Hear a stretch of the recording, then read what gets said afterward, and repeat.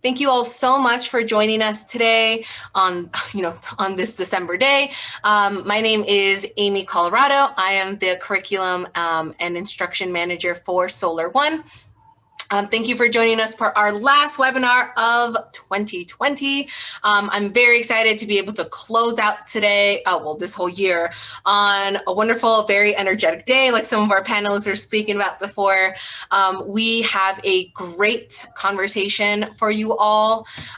So today's conversation is going to be all about water education in the city of New York. And so we are featuring three wonderful organizations and three panelists from these organizations who are going to speak more on the work that they do, the challenges that they face, and basically the importance of connecting with our waterways in New York, having our youth, having our public, our city residents learn more about the water that literally surrounds us, and connect a little bit more with it and to see what is some of the work that these different organizations around the city are very much doing and deserve all the recognition for.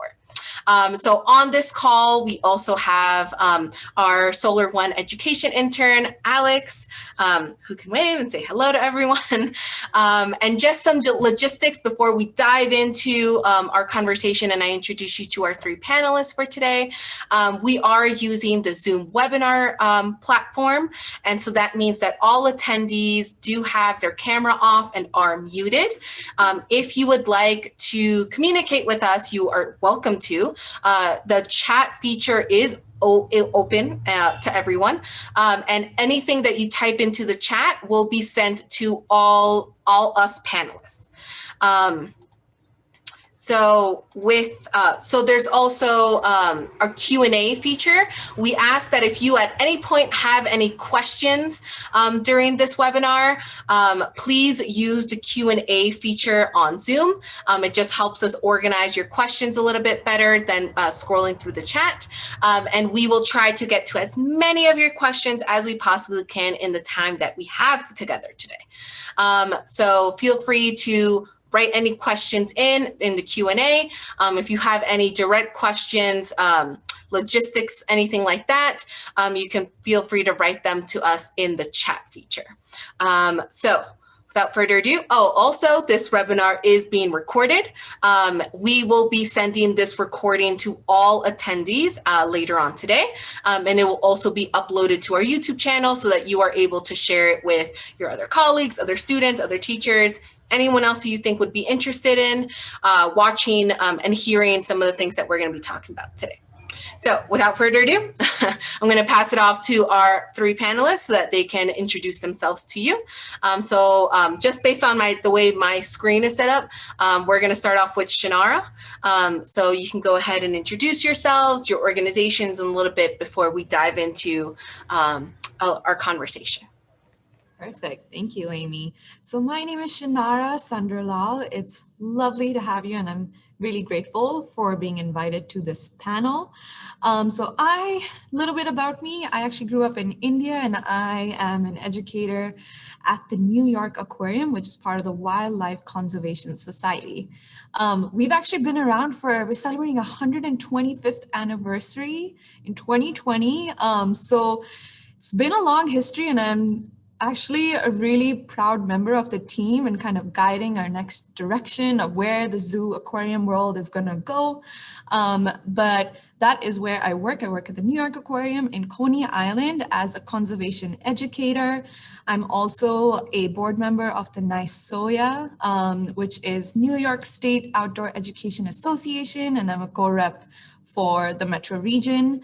And I went to the NYU ECE program, Environmental Conservation Education program, which Amy also knows about. And I am a grad student from there. And I'm excited to be here today, kind of talking about some of our connections with the waterways with some amazing panelists. And I'm looking forward to diving deeper into this and hopefully kind of making connections from here on. Feel free to contact me at the end of this. We will share all kinds of information, but I will pass it on to Rodrick. Good evening, everybody. Good evening, ladies. Thank you so much, Amy, for having me be a part of this. It's really great to be sitting at the table with all these powerful women to talk about moving forward and making change within our community, especially along the waterfront. So my name is Rodrick Bell. I work with the Bronx River Alliance. It's a small nonprofit organization that's been dedicated to protecting and restoring what's left of the Bronx River. I was born and raised in the Bronx. I also spent a lot of time out in Virginia as well as North Carolina. A lot of my family is from Virginia and that North Carolina, the southeastern area. I'm a descendant of the Powhatan community, which is one of the first contact indigenous communities that's been along the Chesapeake and the Pamlico Sound areas for about 12,000 years. And so it's an honor to be able to incorporate a lot of those traditions and cultures and lifeways from the Southeast indigenous communities and bringing them here to the Bronx and sharing them and letting people know that, you know, there still is an indigenous energy here and we still have a lot to learn from one another. Right now, I am the recreational coordinator. I started out as a volunteer. I had no idea that I would ever progress and to be actually running the program and being, you know, the coordinator. And the program has flourished so much thanks to so many people who are in the Alliance and so many people who've come and participated and motivated me and mentored me to help improve the program. So now, not only do we have an on-water program, we also have a land Eastern Woodland program to teach people about what life was like for my ancestors that had to utilize these waterfronts and had to work around the seasons and learning how to harvest and actually just live. You know, I think that's the key thing, that my ancestors did not survive. It wasn't about survival. We actually just lived. We understood that being on this earth, a part of it was to, you know, get up every day and fetch water and harvest and do all these type of things. You know, you just lived. There wasn't any such thing as survival. So it's just really good to incorporate those lifeways and actually have people live and become one with their environment. And I'll pass it on to Tanasia. Hello, everyone. Good evening. So yes, my name is Tanasia Swift. I work at the Billion Oyster Project. And so my role at the Billion Oyster Project is to manage our what we call field stations program. So part of the Billion Oyster Project's mission is to not only restore oysters back to New York City, because there's a long history of oysters and the way that we've used them in the past. And we're trying to restore those oysters to the harbor, not only for the benefits of the ecosystem, but also to reconnect New Yorkers to the waterfront. So we have a few different locations around the city where we have reefs. And these are places that you can visit. So I connect students, classes, small organizations, local organizations, essentially anyone who wants to get involved in hands-on restoration to their local waterfront, bringing them out to a few of our sites. And this program means a lot to me, partially because I am a native New Yorker. I was born and raised in Brooklyn, New York. So seeing community members and students have this passion and this love for our waterway and our harbor has been something that has been a part of my life since I can remember. And yeah, so thank you, Amy, for inviting me to this panel today. And I just look forward to learning from everyone here. Great, thank you so much. And I'm also going to pass it off to Alex so she can also introduce herself. Hi, everyone. Thank you so much for all you panelists for agreeing to take time out of your busy schedules to educate us a little bit. And thank you for all of the attendees who want to learn more about environmentalism and especially how that pertains to water in New York. My name is Alex. I'm the Solar One education intern for this 2020-2021 year. And Amy and I have been working really hard on this webinar series, so we hope you all enjoy. If you have any questions, please put them in the chat or the Q&A box, and I will be happy to answer them for you or even facilitate a live answer. So thank you. Great, thank you all so much. And thank you all to all of our panelists for your wonderful introductions. And we really just do want to highlight, and I think, sorry for my background noise, I think Rodrick spoke on it a little bit of through our webinar series here, we do want to try to represent and uplift, especially Black, Indigenous, people of color, and women environmentalists in our city of New York, and all around the country and all around the world. We very much do exist, and everyone here is doing amazing, leading the way within their organizations. And I have been inspired in like the last 5 minutes that we've been talking, and I'm excited to learn a little bit more about everyone here and learn a little bit more about our city. I'm also born and raised in New York City. And when I think about, my interactions with our waterways, were so limited until I, was in high school and started learning more about ecology, and they forced me to go on field trips to like the Hudson River. And so, I very much connect with that, and had to do a lot of my learning about our waterways on my own. And so I'm glad that we're able to have this conversation here today. So to kind of start us off, we're just going to dive a little bit deeper into everyone's individual work, specifically in the way that you yourself, whether that's with your organization or, separate from your organization, something personal that you do, what are some ways that you're helping build the public, and that can be students or just, the general public. What are some ways that you're helping build these connections to our waterways? And I also love that so many of us here are representing different areas of New York City.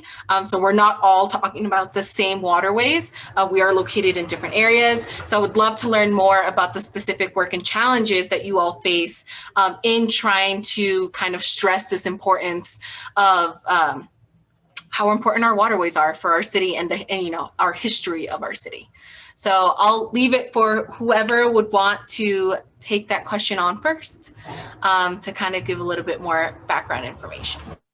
I can go first. So as mentioned, I manage our community reach program at the Billion Oyster Project. And so one of the things during presentations that I do, or speaking to the community or just individuals about our work, is that we live in New York City.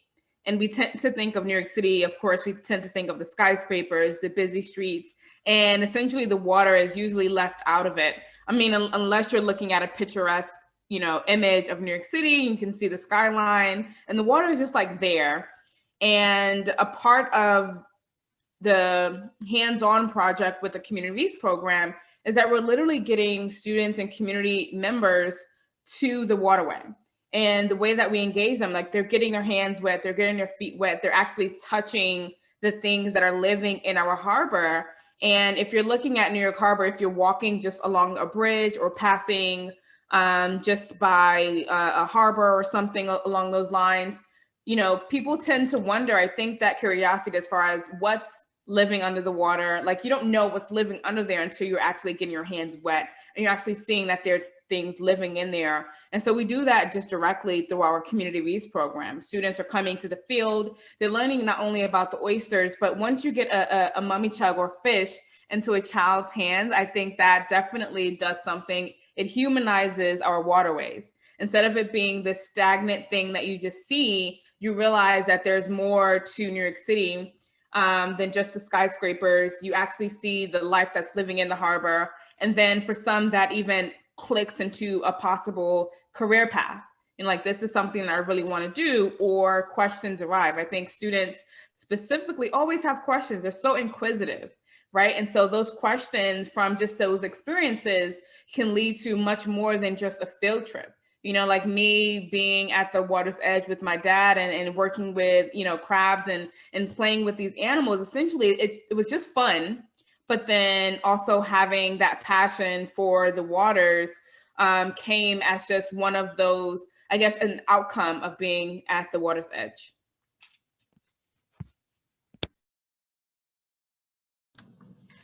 So for the New York Aquarium, there's these like 3 words that we go by. It's like discover, inspire, protect. And that's kind of the whole organization. And what's really amazing is that, like Tanasia was saying, the water is living. So for people to come here and actually discover the animals that live in their local backyards, and like, hey, there are seahorses that live in the New York estuary. You know, people were amazed that we have humpback whales, and like these are animals that have called our waterways home for a very, very long time. So through our education department specifically, we do kind of family programs, field trips at the New York Aquarium. We have a lot of hands-on learning. So here, let's touch a stingray, let's touch a shark. And those are experiences that I know stuck with me as a kid. And I was fortunate to have parents that believed in my interest in the environment and said, hey, this kid's into this, let's take them to actually experience this. And here I am today. And we don't know the impact that we might have on certain experiences like that, but it's really facilitating hands-on experiences here at the aquarium. But we also, our education department is bigger in the way that we're also involved with professional development, so training teachers on how to educate on marine conservation within their classrooms. We have a couple of youth programs, volunteer programs, and there's a lot of people that come through and just kind of learning about what lives in our backyard and how can I actually talk to other people about this information. And most of it is, if I learn something and I share this with my friend and it really sticks with them, that's kind of what we're trying to do here at the aquarium. Then hopefully that inspires kind of action. So those are some of the ways that we're engaging our local audiences, and our waterways here locally are really the Coney Island beach, which can be challenging with the visitors in the summer and like competing for summer camp space, for example, when we put out cones, but we still have like people that might not be wearing things and just walking around. You have to kind of like maneuver situations like that all the time at the aquarium. But overall, we do have this amazing kind of seascape around here, and we're really kind of honored to be able to kind of have these really specific interactions with sea turtles and things like that at the aquarium. Well, I have to say that the Bronx River Alliance recreational programming has been really, really unique. It's been around for many, many years, but I think this is the first time that we've actually been able to incorporate a lot of indigenous cultural traditions and lifeways into the program, essentially. Like I said before, we not only have a on water program, but we have a program on land that allows people to become more involved, and it almost creates like a museum show and tell type of thing, where most people just hear about a lot of indigenous lifeways and how we utilize the water, but now you actually get to see it up close and personal, right? You get to touch these type of things, and it's a full sensory experience, and we make it so that there's some people who are comfortable with being on water. We have some people who are not comfortable being on water. They can have an experience on land and still just have as much fun as the people who are out on water, right?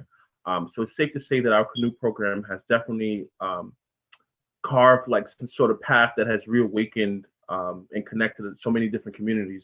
We have people coming out from Germany. We have people coming out all the way from California, just specifically to come out and canoe with us, right? We were even featured in a bunch of tourist books. They've come out and interviewed us and included us in tour books so that other people can come out and also experience it, right?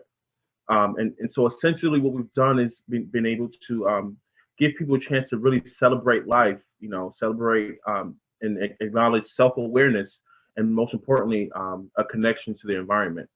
When people come out on that canoe, we try to teach them, you know, how to be selfless, how to, you know, take on leadership roles, you know, how to find what your role is in society, what role do you play, and what's the best way for you to fulfill, you know, your destiny, and fulfill what it is that you need to fulfill. You have a lot of people who may not feel empowered when they're on land, but when they get on that canoe and they choose which side that they want to sit on, now they have the experience of being a leader and pulling through that water and either taking directions or giving somebody else directions, basically learning how to adapt to every situation, because that's pretty much what's going on with life.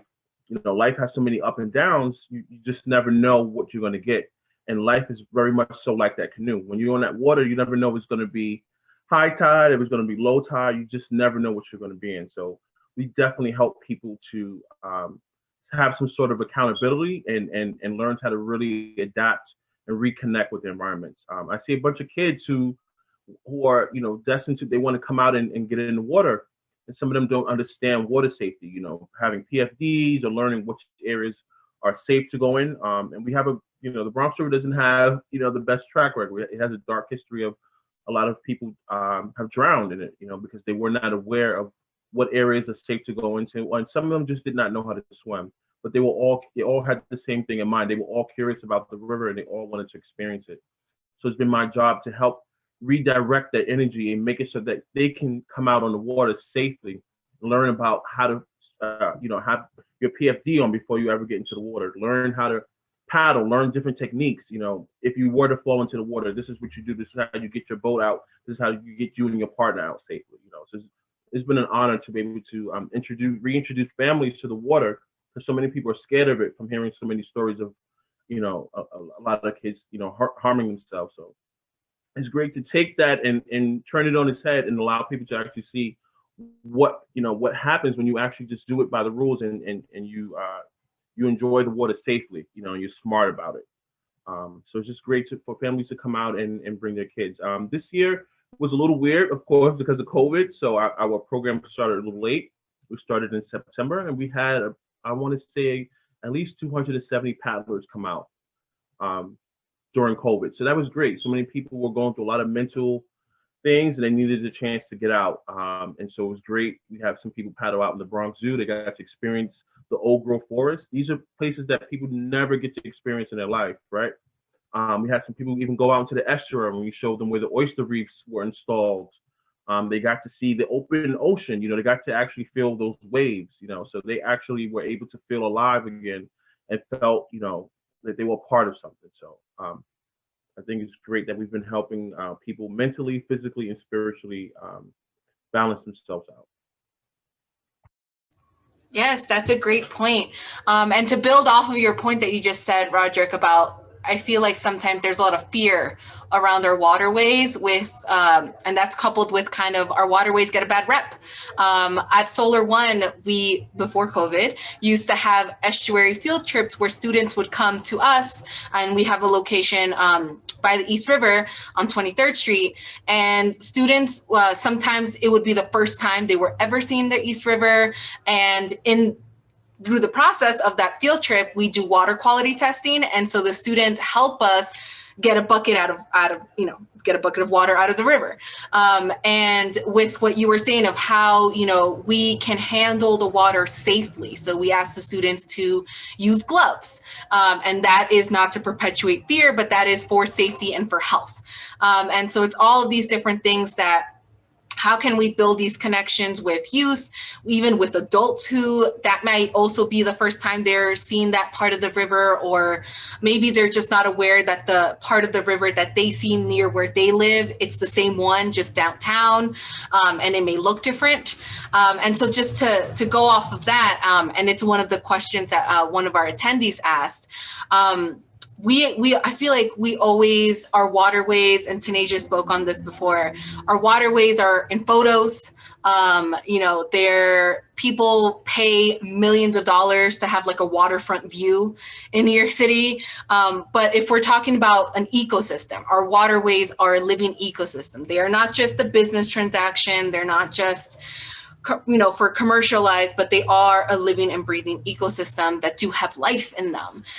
So I would love to hear from all of you, any of you, to speak a little bit more about the life that lives within our river, and also the life, not just, speaking on marine life, but also people and humans who depend and have life, due to the waterways that we're near, and how, that interaction that people have with our waterways and our marine ecosystem, and how it's all alive, it's all a living, breathing ecosystem. So if any of you have some insights on some of that, how we do have animals that live in our waterways. Well, I can definitely say that we do have alewife herring that still frequently utilize our waterway. We also have American eel. We have grass shrimp, mummy chugs, flounder. We have oysters back, thankfully. which I've been seeing tons of wild oysters. So hopefully we can get out there soon and go check out this area. We have tons of different fish that are still there, but it's great to see that these natural marine life are actually coming back. You know, years ago there was we call them waterfalls now, but they were actually called dams. And there's so many different dams that were created along the Bronx River that a lot of the fish, marine life, were not able to get back upstream. And they were essential to our livelihood and to our lifeways, especially alewife herring. They were not only a source of food for indigenous communities, they were also used as fertilizer during the Eastern Woodland period.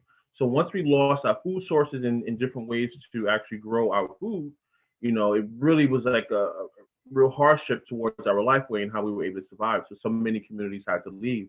But it's great to actually see that these fish are coming back, these food sources are back. I'm seeing a lot of sovereignty. I'm seeing, especially in what do you call it, Concrete Plant Park.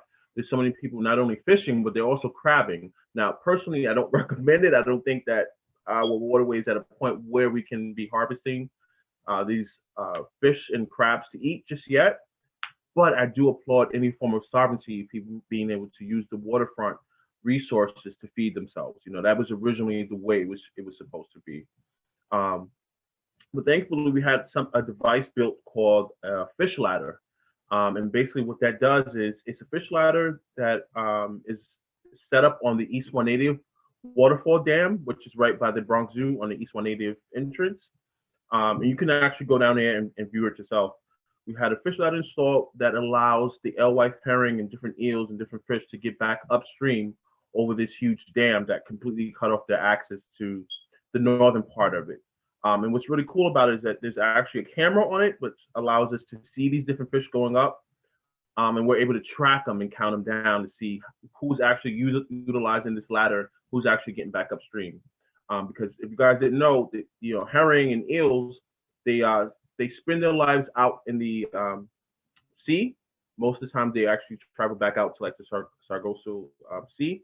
But they definitely like to respawn and come back into the freshwater systems. So that's a great thing that we've seen, that they actually are utilizing this device and they're getting upstream and downstream because they like to spawn in the fresh water. So that's a really good thing. We're seeing like a lot of muskrat still. I think recently someone posted a picture. There was actually a bobcat that was spotted along the Bronx River. And I want to say, I think that's most definitely the bobcat wanted to come and see all this beautiful work that the community has been doing to improve the water.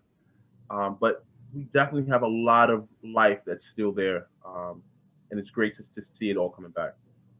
Roger, can I ask, are you seeing any Atlantic sturgeon in this ladder? We have not, but I think that would be amazing because those things are huge. They get really Exactly. So I wanted to add, like, along with all of those native fish, we had Atlantic sturgeon that are super endangered now.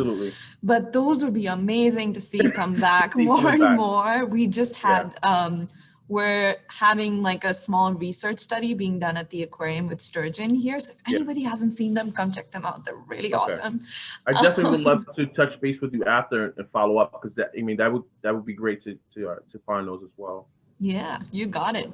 But apart from everything that Rodrick mentioned, our marine birds, people, we have so many birds that depend on the small fish, the invertebrates. So apart from little hermit crabs, you also have horseshoe crabs that have kind of like a pre-living fossil here that have not changed for like 400 million years. We have a lot of native species that make New York, New York, and people don't realize that they've been around, like whether it's some endangered birds like red knots that migrate through here, or double-crested cormorants with the like really flappy wings, lots of gulls. And apart from that, our mammals, you all, we have a lot of harbor seals that come through once in a while. We've got our whales, 6 different species of whales that come through New York City. We've got sharks nursing here in the water. We've got a few local residents, but we've got many more species kind of traveling through. So at any given point, I believe there's at least 10-ish species of sharks around.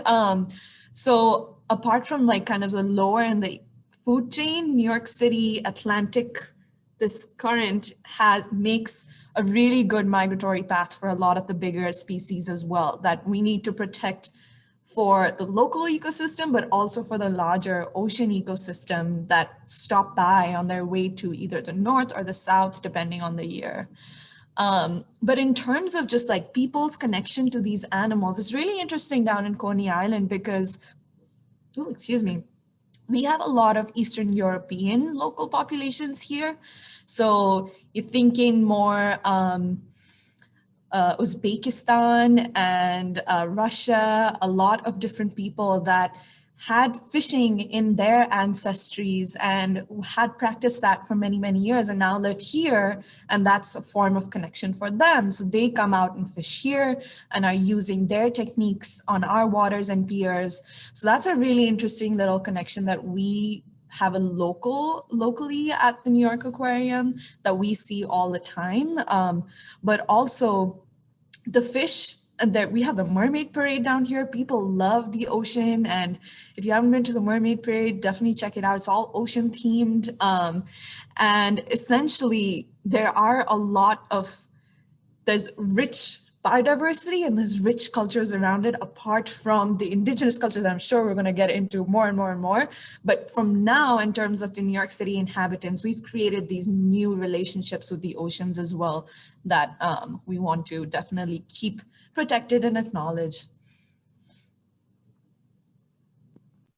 Yeah, I won't, I'll answer, put in my 2 cents, but just like Shinara mentioned, we have the large species, mammals that are here, and we're talking about like large humpback whales. Like honestly, for the first time in my lifetime, I've seen a humpback whale in New York City last year.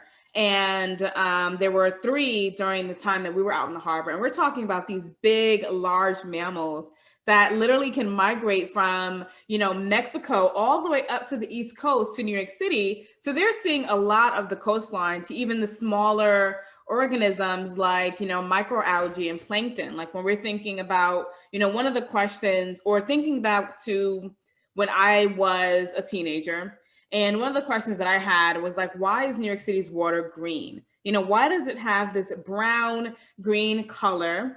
And at that time, I also had this infatuation with like tropical waters because it's so clear, there's so much marine life, there's coral reefs there. And one of the things that I learned is that New York City's waters, it gets its color from the plankton. There's so many tiny microorganisms that are living in New York City's waters, and that's what gives it that green and brown hue.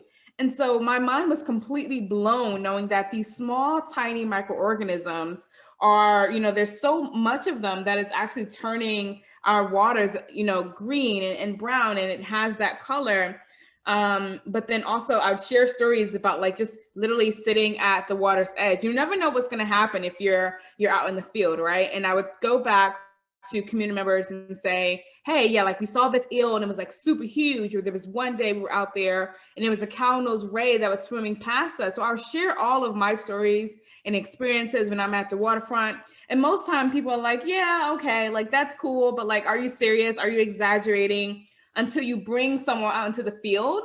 Literally, there was one day I had one of the community members out and she has on her waders. We're literally walking into the water. And there was a news crew there as well. So it's on camera, it's on film. And as we're working with one of our oyster reefs, an eel, a large American eel, comes just like slithering out of the reefs, jumps out of the water and jumps right back in, right across her face. And I think those experiences really show the diverse, like it was exciting, right? And it just shows or connects us more to our waterways.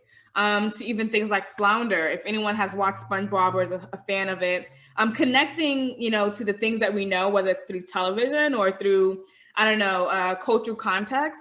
The flounder that's in SpongeBob, that little flat guy, and knowing that there's flounder in New York City, students are like, that's the same flounder that was on SpongeBob? Yes, it is.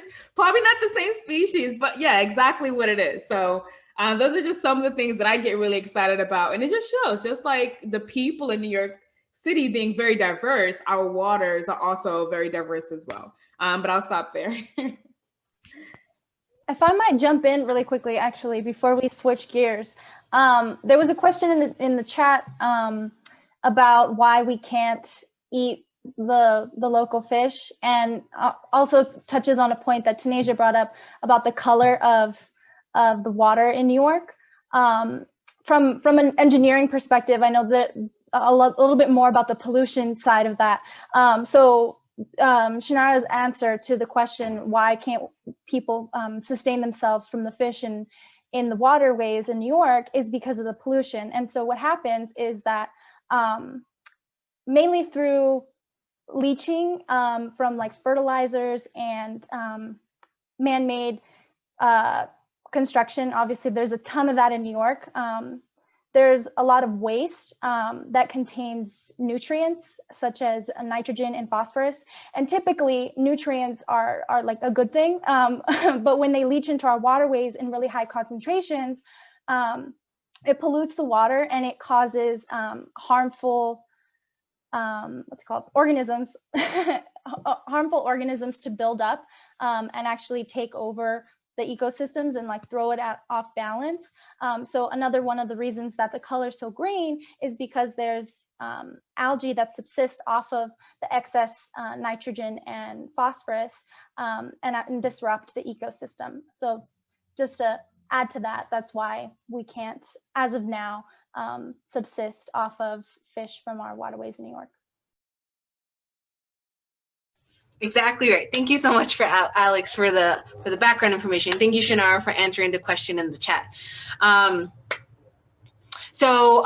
Just to mention, I've had the wonderful opportunity to actually work with, not with any of you personally, but I've worked with all three of your organizations by bringing students to your organizations for field trips.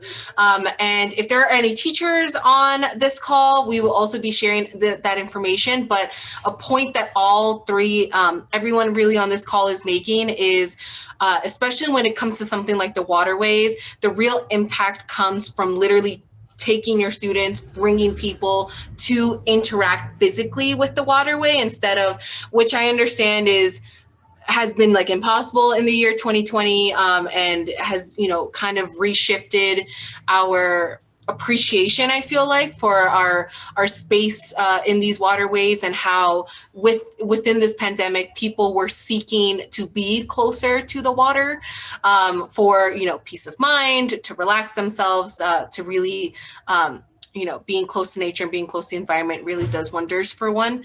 But just to highlight that, I remember I took a group of students to the New York Aquarium, and we did one of the field trips that is literally on the beach. And it was an amazing field trip. I didn't even know. I was like, the educator just brings you to the beach and you're in it, and the students like find the organisms while everyone else around you is like sunbathing. And there's literally life everywhere, and people are just like, sunbathing, but there's horseshoe crabs, there's all these other organisms, and the students get to learn about them. Same thing with the Bronx River Alliance.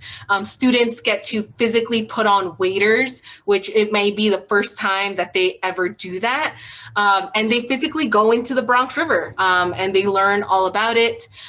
With the Billion Oyster Project, very similar as well. Students are able to interact, students and public are able to interact with these waterways. And like we all said, we don't know what kind of impact that will have on the people who participate in our programs and all of your programs. And I really hope that in the next coming year, we're able to interact more with people in a safe way and have more people connect with not only their waterways, but their local New York City environment, all in a safe, in a safe way, hopefully in the next year. But to kind of segue through that, I think Rodrick spoke about it a little bit, but our New York City history is so intertwined with our waterways. And a lot of times that is information that is not necessarily taught. We think of New York City as what we look at it now, but that New York City was not that before, if we're talking 200, 300, 400 years ago. And we would not be the city that we are today if it were not for the fact that we are literally surrounded by water on all sides. And our waterways have been one of the main reasons why New York City has become so successful, has become such a tourist attraction, has become, has so much money, so much business, all of these different reasons. So I'm wondering if some of your organizations do include more history, indigenous history of our city and of our land that we are on. So I'm wondering if you can if whoever this is relevant to can speak a little bit more about the inclusion of history and indigenous history, whether your organization or you yourself do or don't, and kind of like the importance of teaching students and teaching the public about, our waterways were there before people were there. They were there before our buildings were there, and they will, probably continue to be there afterwards. And so to kind of, see how our waterways have changed along with us and are so responsible for us here for our success in New York City. Well, here at the Alliance, we take people from the top down. We talk about in the 1600s, the indigenous communities that were living there at one point. Like the Lenape, of course. You had the Siwanoy, the Wegasqueak people. You had the Mohegan people. But the Bronx River was essentially, it was like we consider it an ancestral highway, right? And in our language, in Eastern Algonquin language, you say nipi. Nipi means water to us. And the water was an integral source. It was where you bathe. It's where you get your fresh, clean water from. It's what you use to travel and to trade. We essentially use the canoe for everything. The canoe was a family member. You have some people who have cars that are integral part of their family. For us in our villages, the canoe was an integral part of your village. It was how you got around. It was how you traveled. Usually you would run wherever you needed to go, but for the most part, you used the canoe. And the word for canoe would be a mashoon, which is a dugout. It was made from, usually we would have used American chestnut back then. And the technique to even get a canoe in itself was really unique. You would burn the tree down to the length that you needed it to be, and someone would burn out the tree for about 4 or 5 weeks or so, and it'll be an all-day thing. Somebody would be sitting there scraping the inside of the canoe until you got the inside of it to be really smooth. And the reason why we utilized fire at that time, because fire was an essential tool, right? Just like having a hammer or a knife, that a fire was considered a form of a tool. And so what's cool about that, the fire would allow the sap to run out of the tree. So now your canoe is waterproof. And you would burn it down to a certain point where your canoe was heavier at the bottom. That way now it's seaworthy. And so that's pretty much how people got around. And we try to incorporate a lot of that history into our tour so people can understand how crucial and essential our ecosystem was into our lifeways and how we lived out our lives daily. We talk about Jonas Bronk and how the Bronx River even got its name. For many who don't know, Jonas Bronk was a gentleman. He was a Swedish gentleman who purchased about 500 acres of land from the indigenous people that were living there at one point. He took really good care of the land, and so eventually a lot of people that would come and explore the different lands that were there, they would say, wow, this is Bronx's river. Essentially, they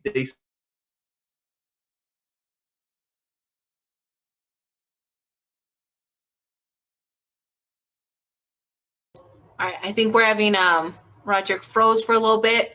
Oh no, you're back. Sorry, you just froze for a little bit. No, you're good now. Sorry. If you look at a lot of the old maps, it says the borough of the Bronx River, but I guess we've gotten lazy and now we just shorten it to just say the Bronx, but our borough is called the borough of the Bronx River.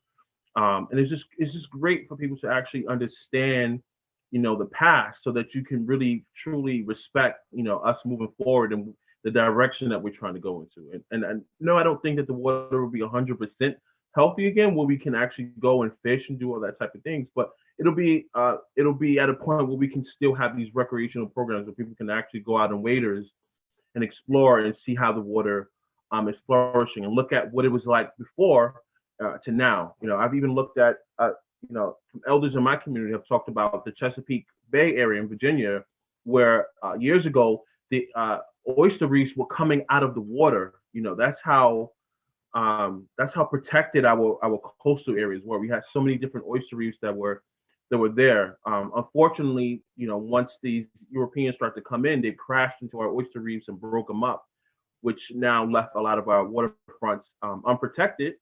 But learning that history of why oysters are so important to our coastal communities, they help decrease the energy from storms.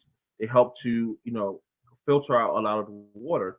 People should really understand that history of why these certain things were in place and how our ancestors were able to thrive and live, so long, without any of the interruptions that we have now.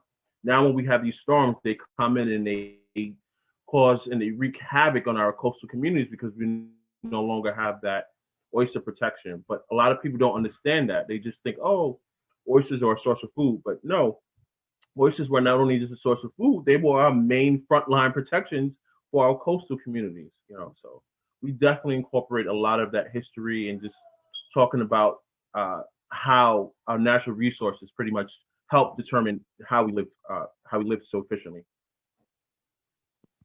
Yeah, and just to add on, I think, BOP, a part of our larger mission is to restore oyster reefs to New York City and restore that habitat. And in order to understand what capacity our harbor has for restoring these reefs, we have to understand what it was before, right? So if you don't know what the baseline was before, then you won't know how much potential our reefs or our harbor has. And so whenever we're talking about like, why oysters or why are we trying to restore this harbor? We look back at old photos of reefs that were once here. And even before photography was a thing, I know like WCS, there's a map where you can actually look at Manhattan, Willikia map, and see what the island of Manhattan once looked like. And I think when we have those comparisons, although I don't think that, the way that we, are now, that New York City will ever get back to that completely green space, but understanding the potential, right? You understand where our food came from, you're understanding why we're trying to restore it, understanding the benefits and the ways of life culturally, the way people were living, the fact that not only oysters and our waterways were bringing people together. There was entire communities in New York City, around the entire city, where communities were coming together, And so when you're talking about these stories, you're talking about why certain places, and I think Rodrick said it best, why certain places are named what they are now. A lot of it is incorporated into the history. It's about the people as well. And so I think that's a huge part of when we're talking about our waterways, when we're talking about what the future of any place or New York City looks like, we also have to look at the past so that we have a better, not only appreciation for what was here, but also the people who were here before us. So we're like the front lines. I think students are at the front lines now, but also recognizing those who were here before us is a large, way that we can pay our respects to those who have done the work before us. And just to touch on that resource that Tanasia was kind of referring to was the Mannahatta Project, and it's a free digital resource online. It was a WCS scientist who created it, and it stands for Land of the Hills by a Lenape dialect. So talking about the relevance of name and using local language and creating this project, which actually maps out using ecological archives, architectural archives, all kinds of different things from different museums. And it gives you a reflection of, hey, this is where I live. Oh, this used to be a wetland, or this is where I live, this borough, and here there was a grassland. And there's all this information about connecting you to your local neighborhood and giving you an idea of what it looked like, what ecologically it looked like, or what it looked like in its landscape, which gives you a little bit of context. You're like, hey, it used to look like this. I'm maybe inspired to like get involved with an organization that's like BOP, that's trying to get the oysters back in the ocean, because I saw oysters used to be outside of my view from Manhattan, from this really expensive building that I now live in. So that's definitely one resource that WCS is kind of putting out there. And we have a global bigger team apart from our headquarters in New York with our 4 zoos and aquarium. We have this WCS global part of us that is actually connecting scientists to different countries, work in like 50 different countries. And the work is basically trying to get talking to community, working on conserving wildlife with working with the local people. So that's a really big emphasis at WCS, whether it's a Congo program or in Latin America. That is the approach that they go with. And it's really important in doing that similarly here, because connecting to the people and the history is what steers conservation. You cannot do it without that piece. And we're actually trying to push for that more and more in New York City as well. I'm actually working with the diversity, equity, inclusion little working group within WCS, and I'm trying to kind of build those partnerships with people, different groups in Long Island, everywhere in New York City as well. It's great that we're doing this in the global setting, but I also want to bring it back here as much as possible. I just wanted to say we also try to incorporate a lot of that dark history of learning how did that Bronx River even start to get polluted? How did a river that was supposed to be used for 90% of New York City's drinking water become so polluted that you can actually, set it on fire at some point? How did all these cars and tires get into this river? So that's something that we also like to touch on, so that we can, let people know what are mistakes that were made in the past, so we have an excuse for making those same mistakes moving into the future. And so it's great to have that canoe to give people a front hand look at, this is what happens when you don't take accountability and responsibility for your community and your environment, right? And this is what happens when you actually work together and you communicate with one another. And this is actually what happens when you allow the ecosystem to restore itself and get back to where it should be. I think it's really important that everybody touched on having that connection to the city beyond just the man-made aspect of it, because I think when people think of New York, they don't think of nature, they don't think of waterways and all the ecology that is present. And I think New York has become like the hub of all things industrial and man-made and globalized and urbanized. But I think it's important to have a shift in the culture of what urbanization means and what it means to live in an urban setting, because urban doesn't necessarily have to equate to destroying the environment. Those can go hand in hand, and it's about people feeling that connection and wanting to connect to where they live.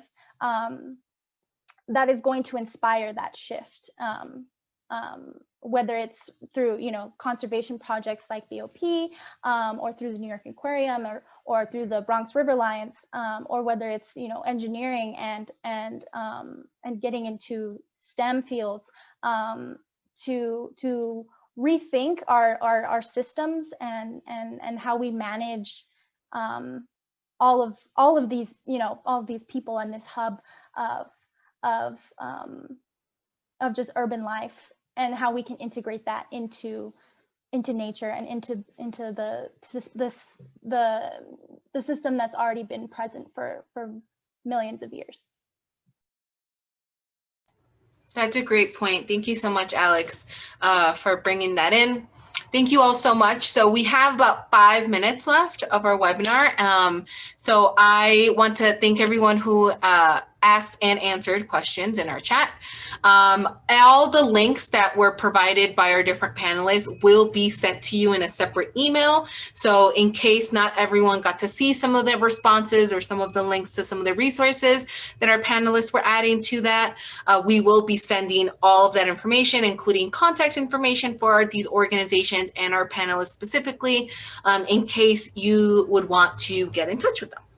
So to close off our webinar for today, I do want to just briefly talk about kind of the importance of, we've been talking about youth a lot, kind of the importance of trying to have greater diversity, have greater representation within the environmental field, and how we can try to help support our students, especially our students of color in our city, who are interested in marine science, who are interested in environmentalism, in ecology, in environmental justice, and kind of the importance of helping support these youth and these students to kind of join us,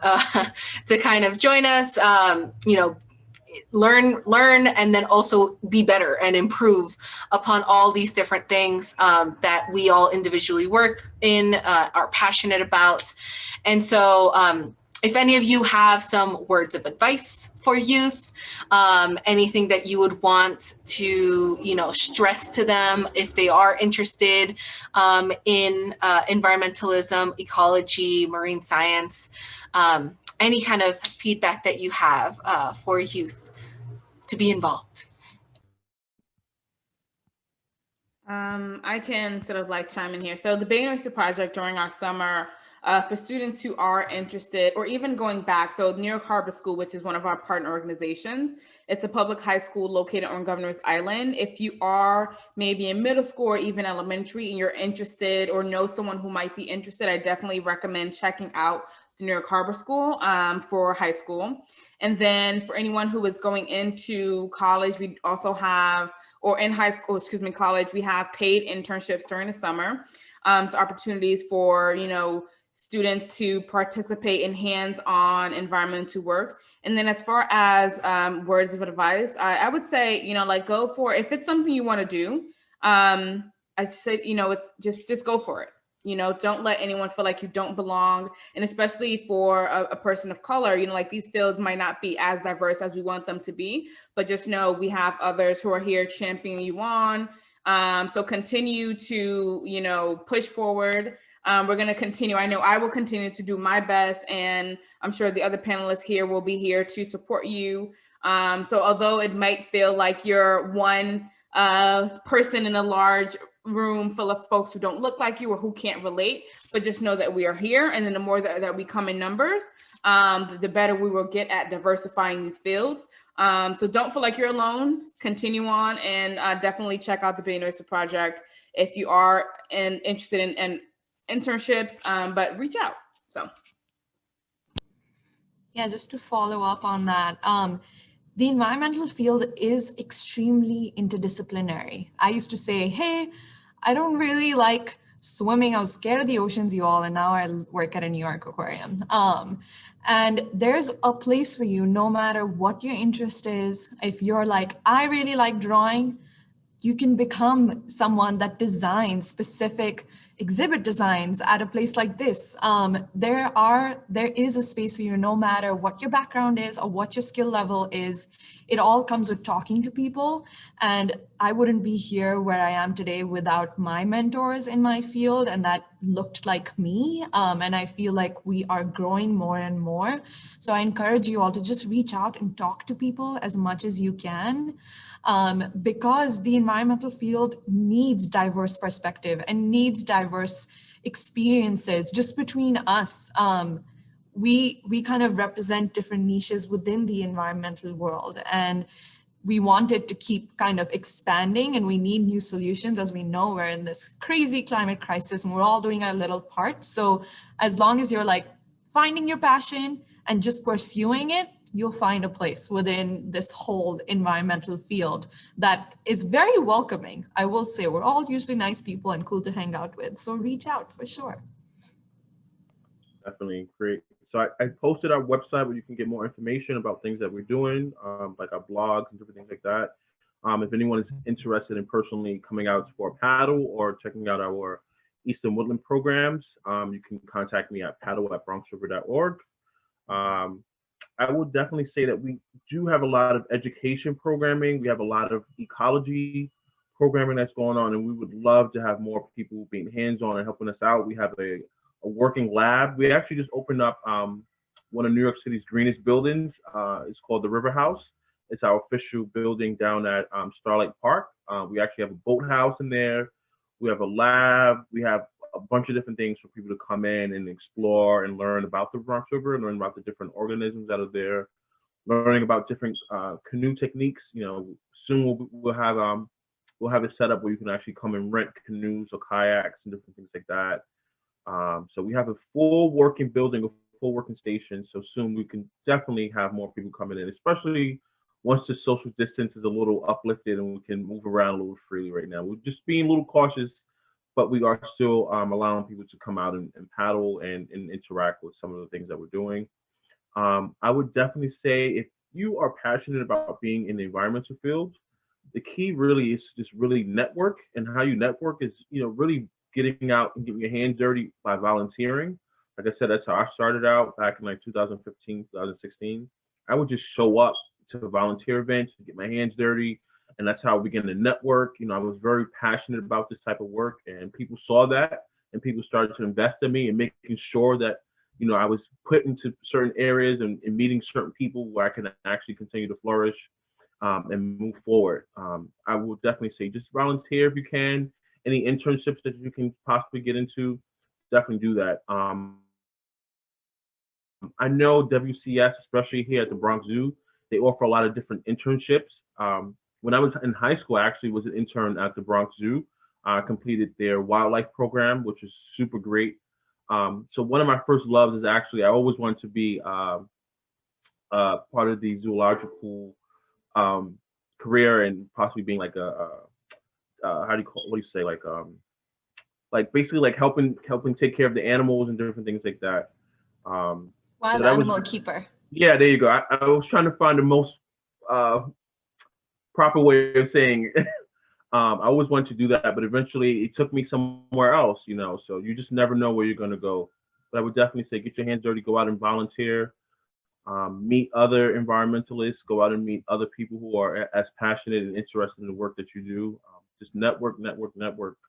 That's the best thing that you can do. And also you can contact me, paddle@bronxriver.org, and I can forward you to certain other people who can also help you and assist you and what it is that you're passionate about doing. Great. Thank you all so much for your wonderful advice and your feedback. Thank you for sharing your time, your energy, and your expertise with us today. I hope everyone enjoyed our conversation for today. Just a little note for our attendees. So all this information that all of our panelists have spoke about today, including links, websites, we'll be sharing social media handles for all the organizations, as well as contact information, so that you can, if you're interested in getting in touch with any of the 3 panelists that we have, joining us today, you are able to do that on your own time. We'll also, of course, be sending you a recording of this webinar as well. And just a little note that at the end of this webinar, we have a voluntary survey at the end that should show up on your screen. And if it doesn't, it will be emailed to you along with all the other information I just said. And that survey is just for us and all of our panelists, just to learn a little bit more about your what you enjoyed about this webinar, what you learned, and kind of if you have worked or heard of the organizations featured here today, so that we can all work better to make greater connections and network with you all, and include more people into the work that we do. So I want to thank everyone for being here today. Thank you so much to all of our panelists. Thank you, Alex, as well, for helping and for providing all of your great insights. Thank you for all of our attendees for joining for today. Look out for our follow-up email with all the information either later tonight or earlier tomorrow morning. And I hope that our organizations are able to connect again.